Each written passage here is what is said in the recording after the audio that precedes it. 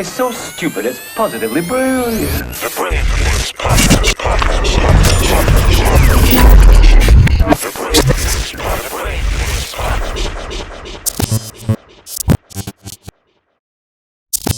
Dave Chappelle on SNL. What'd you think?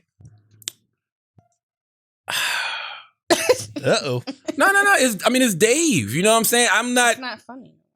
No, I'm not gonna say that. Then Taylor jumps out the window. She does, bro. Damn. Taylor comes out swinging. I thought Dave was Dave. Yes. I don't know what I call Dave anymore. Yo, my boy Robbie just said it brilliantly. He's like, now Dave is a speech giver. And he's going to give brilliant speeches. He's going to have like poignant observations. And he's going to say things that we all feel, but articulate them in ways that nobody else can. But his first priority, it appears, isn't packing it with punchlines, but rather like packing it with nutrition. Mm-hmm. And he's like amazing at it. But those are the best comics to me, though. Like, Yep. and honestly, I think Dave has always been like that. I think Dave He just had more like silliness and punchlines early on. Everything you've ever watched Dave do has always been a message behind it. Facts. The Chappelle show was the same way. Like, even though it was funny, there was always a broader message in it. Yep. And that's what I get from him doing SNL. Like, it's just it's the way he's able to captivate people is what's amazing to me. You know. So yeah, when you asked me what did I think of it, I hadn't thought about what I thought of it because honestly, that's just Dave. Yep. Chappelle to me. That's what you expect of him now. I think I've always expected that. Even when I go to his stand-ups, don't get me wrong, it's funny as fuck, but it's still more so the messaging. You know what I mean? It's the broader messaging of how straight people and LGBT people can get along. How black people and white people can get along. You know what I mean? How black people need what we need to do to improve. Like it's always something deeper there. And you laugh, or why we got to rebel against cancel culture. Like it's always messaging. I've never not gone to Dave Chappelle show and not saw messaging. Even his SNL bit, I thought it was funny as fuck. It wasn't like the 846 thing. 846, there was no punchline. Right. This was punchlines. He had jokes. You just had to, I guess pay attention to catch him, but I enjoyed it. I enjoyed Dave Chappelle. Dave Chappelle is one of those people that I enjoy watching, listening to. Yeah. I just like Dave Chappelle. Yeah, he's brilliant. I wonder if like he's earned our patience. We were talking about this on Flagrant, how like Carlin, by the end of his career, like if you just saw the end of his career, you were like, why is this old man just yelling? But for people who followed him throughout his whole career, they're like, oh no, he's so funny that he doesn't need to be funny every second. A brand new comic that we haven't heard of, you better be funny. We're not giving you no grace. That grace I was just talking about? Adios. You ain't getting none of that. We're giving you that Hillsong treatment. Word. Real talk. You're fired. You're out of here, bro. Now, mind you, I love a good bombing. Okay? Yes, you do. I do. If you hear me laughing at a comedy show, I've already told y'all it's because you're bombing or you're really funny. And if you're really, really funny, I'm really not laughing that much because I'm so listening. Like, you're absorbing oh my God, it. That was brilliant. You know what I mean? Yeah. And I don't want to. And I know how it is being a comedian when y'all are trying to move on to the next thing. I love comedians that give you that moment. Yeah. That's when you know a motherfucker. That's big dick energy as a comedian, bro. What's that? When they lay that joke out and they know they get an audience a second to catch their breath. Yeah. You know what I mean? That's the kind I like. Some of y'all do that shit. Y'all throw that shot up thinking y'all gonna give us a moment to catch our breath. And we like, nah, we're breathing. We good. we have enough perfectly oxygen. Fine. We got it. Just wasn't funny. Yeah, I don't know. That's just the thing for me, at least. Like Dave, I'm just so intrigued by him as a person. And I said this a while back about Dave. I was like, I almost think that like just telling jokes is beneath him at this point because there are certain things that like he probably will want to say without jokes. And to feel as if he can't speak unless he's being funny, I'm sure you start to resent that a little bit. Yeah. Like if you just want to talk to folks and say interesting things, you should be able to do that. Yeah. And I think that, I hope that he's starting to realize that he can do that and we're interested. Maybe not the new generation of kids who don't really know Dave and they're just seeing this version. They might be like, yo, why is this old guy upset? In the same way they felt that way about Carlin. Yeah. But all of us that came up with him are like, hey bro, just talk, man. You gave us tons of funny. We are here to listen. But that's why it's good Chappelle shows on Netflix now. That's why it's good his stand-up specials are on Netflix because we have that material to draw from. You know what I mean? So it's just like everybody always wants the old version of you in the new you. That's done. You know what I mean? Like, don't expect the old me anymore. I'm not that person. But you can go listen to all that old shit. Same thing. Like, motherfuckers can't understand why we think Jay-Z is the best.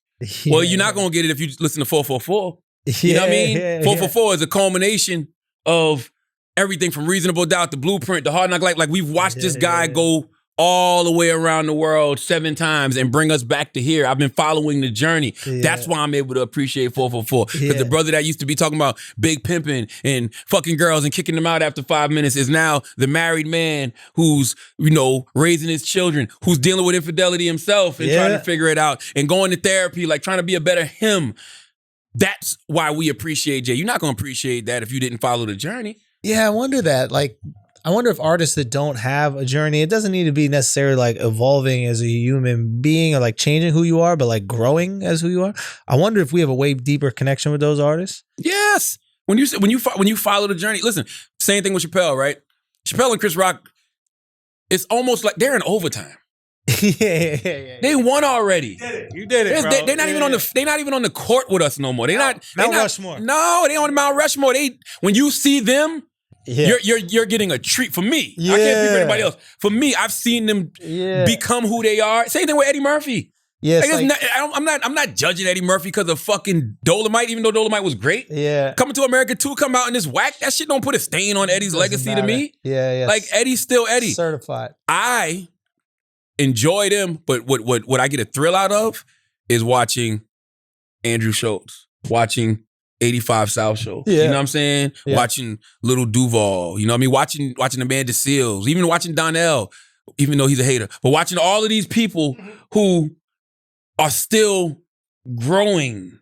Yeah. You know what I'm saying? And growing into like just these, like watching Jess Hilarious when I see her, that skit she put up online yesterday about after a girl cheats and how they question themselves in the car. That shit was funny as fuck. But I love shit like that because I remember that energy. Yeah. You know what I mean? That person that you looking at and they on the grind, they pushing, they trying to make it, and you see them evolving into their own and becoming these undeniable beast. That shit gives me a rush. Yeah. Motherfuckers. The other day I said, it was during Donkey of the Day, and I said, yo, that shit is funny. I said that shit is Dave Chappelle, Andrew Schulz funny. I was using y'all as metaphors, right?